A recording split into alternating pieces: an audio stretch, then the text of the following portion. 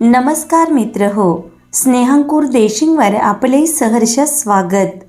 आज आपण पाहणार आहोत डॉक्टर बाबासाहेब आंबेडकर यांच्याविषयी सुंदर भाषण।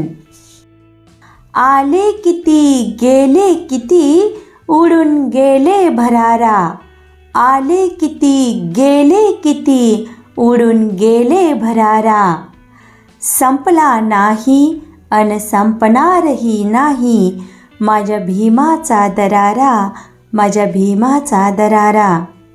सूर्याप्रमाणे तेज दिसणारे व्यासपीठ, चंद्राप्रमाणे शीतल छाया देणारे परीक्षक आणि चांदण्याप्रमाणे चमचम चमकणाऱ्या माझ्या मित्रमैत्रिणींनो, सर्वांना माझा नमस्कार। माझे नाव सानिका आहे। मी आज आपणासमोर दीनदलितांचे कैवारी भारतरत्न डॉक्टर बाबासाहेब आंबेडकर यांच्याबद्दल 4 शब्द सांगणार आहे। ते तुम्ही शांतपणे ऐकाल अशी अपेक्षा बाळगते।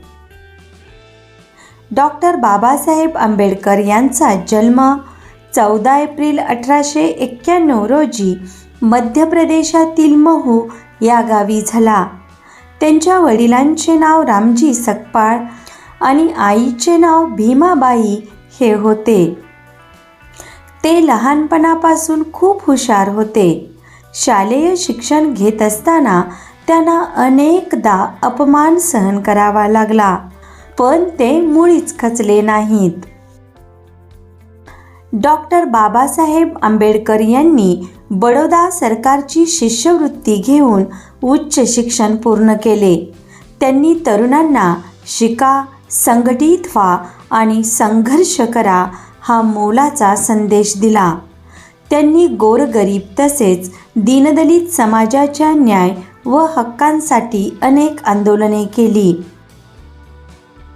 डॉक्टर बाबासाहेब आंबेडकर यांचे सर्वात मोठे योगदान हे भारताचे संविधान आहे। त्यांनी जगातील सर्वोत्कृष्ट असे भारतीय संविधान रचून भारताला लोकशाहीच्या मार्गावर आणले। त्यांनी संविधानाच्या माध्यमातून सर्वांना समानतेचा हक्क मिळवून दिला।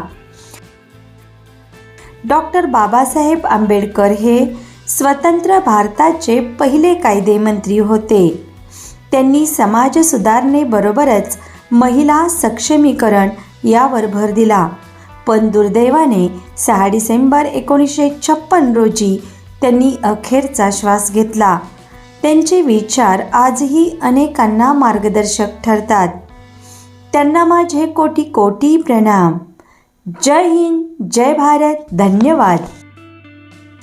मित्र हो, अशाच प्रकारच्या नवनवीन सुंदर भाषणासाठी स्नेहांकुर देशिंग अवश्य सबस्क्राईब करा।